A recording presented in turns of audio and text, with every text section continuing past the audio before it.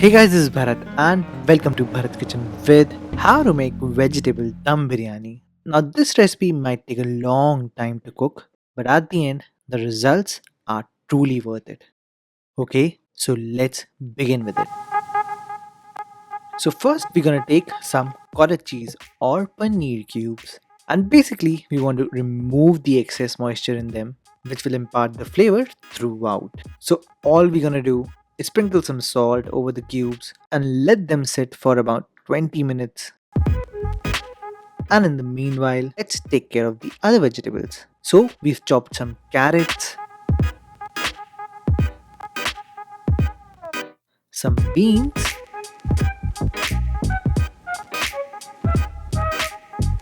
some potatoes, and since the potatoes have a lot of starch in them, we need to keep them in some salted cold water.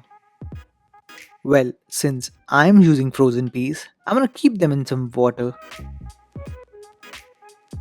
Finally, I've already separated the florets from the cauliflower, but to soften them a little bit, we're gonna boil them in some salted water for about 5 minutes and then transfer them into ice cold water.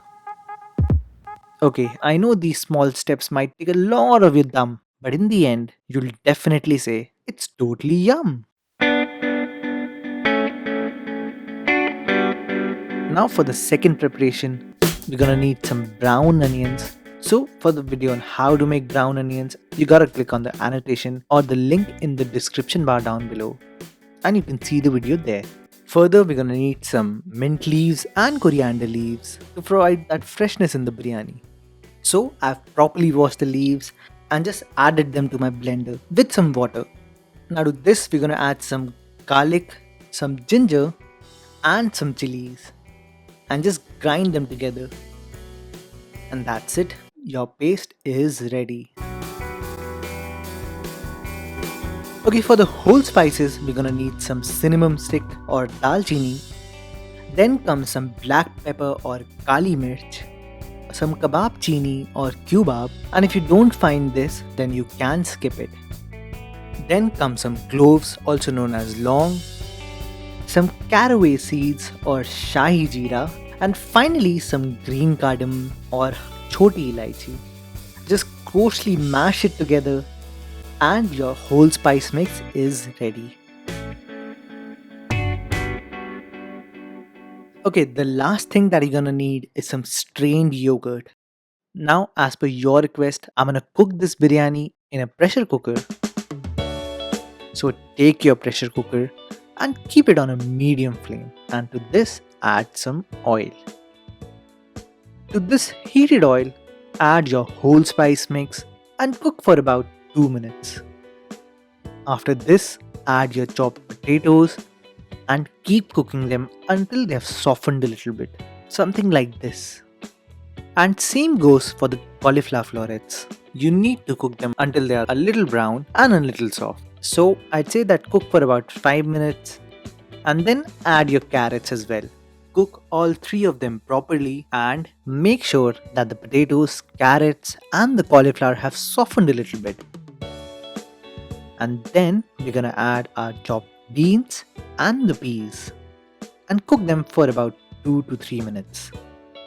Then just turn the flame off and that's it. Let the vegetable mixture cool down for about 5 minutes and then add the cottage cheese cubes. Now if you remember earlier in the video, we salted the paneer which made it lose a lot of moisture, thereby making it dry, something like this. But anyways, enough of my explanations, as now we need to marinate the vegetables with our strained yogurt, our coriander and mint paste, then comes heaps of ginger and garlic paste. We also gonna add the crispy brown onions. Further add some salt, some turmeric powder, also some red chili powder and some white pepper powder, which is totally optional by the way. Last but not the least, we're gonna add some lemon juice and just mix everything together. And don't worry, you'll find all the list of ingredients and their measurements on my website. Now, traditionally, biryanis are made on charcoal, and yes, coal does enhance the flavor as well. So, I've just taken a steel katori, and to this, I'm gonna add a burning charcoal and just pour a little bit of ghee over it and quickly cover it so that the smoke spreads throughout the pressure cooker. So, let the vegetables and the marination and the charcoal rest for a minimum of 45 minutes. In the meanwhile, I'm gonna take a little saffron, also known as kesar, and put it in some warm milk to refresh. Now, I prefer only using saffron and not food color, as saffron adds to the aroma of the biryani. Alright, here comes a little secret to enhance the flavors. So, we're gonna need some ghee or clarified butter, and to this, we're gonna add some biryani masala. Now I'll show you how to make biryani masala in a future video, but for now you can use store-bought masala as well. And don't worry, I'll give you all the alternatives on my website. Alright, I really wanted to explain the variety of rice that you can use while making biryani, but that made the video too long. So for now, you can use any wrong grained rice like, but traditionally only basmati is used. For now, just make sure you wash the rice properly and let it rest in ample amount of water for about 30 to 45 minutes. And after 45 minutes, we're gonna half boil our rice. So take a large pot full of water, and as soon as it starts to boil, add some salt. And make sure that the water tastes as salty as the sea water. Then just add your drained rice and make sure when you add the rice, you do not stir it. You see, basmati rice is very delicate and you want that long and separated rice in the biryani, right? So while I was boiling the rice, I made sure that the rice boils by itself. Now first you want to check that if the rice is half cooked or not. That is, it should not mash, rather it should break. At this point, just open up that marinated preparation and yes, you will get that amazingly smoky flavor. But only if you have used a coal.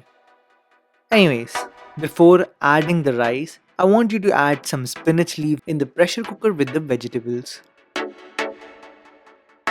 And slowly add your strained half-cooked rice.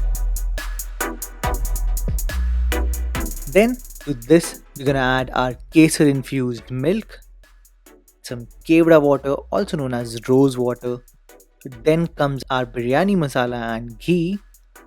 Further we're gonna add some bhab, which is basically the water in which we boiled our rice. Now this is very important, as I told you in the chicken biryani as well, as it acts as a buffer and helps the biryani to not burn from the bottom. And finally, add those crispy brown onions for garnishing. Now people add some dry fruits as well, so it's totally up to you. In the end, we're just gonna keep a cloth to reduce condensation, and now just cover the pressure cooker and apply your regular dough. Now I'm using a dough which is made up of all-purpose flour, but you can use a whole wheat flour dough as well.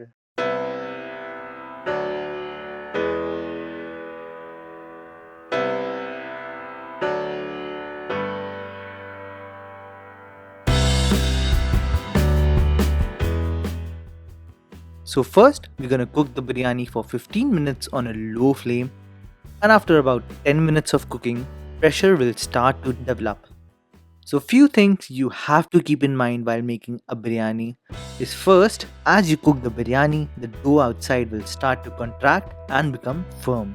And second, due to contraction in the dough, there can be certain spots where steam can release.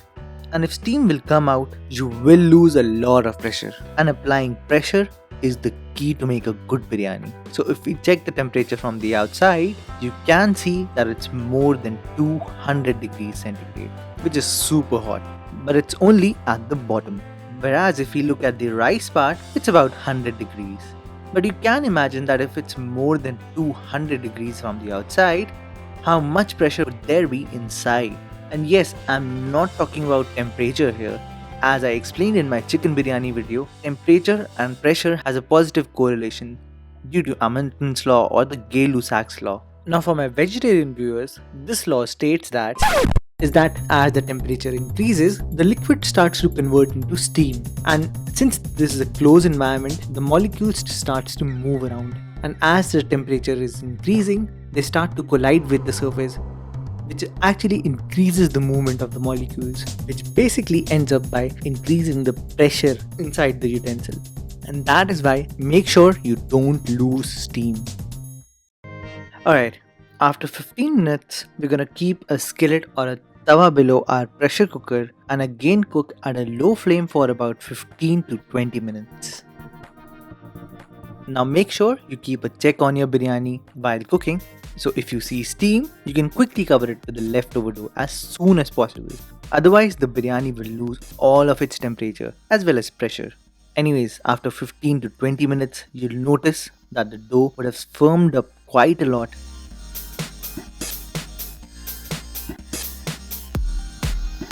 So it's time to turn the flame off.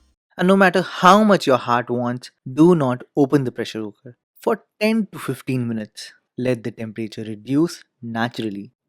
And then it's time to open up the biryani. Now as soon as you open the biryani, drive a serving spoon from the corner to make sure that there is no liquid below and the biryani is cooked throughout. It looks perfect, isn't it? The rice is properly separated and it has that amazing color. And definitely it has that aroma as well. But you will know when you will make it.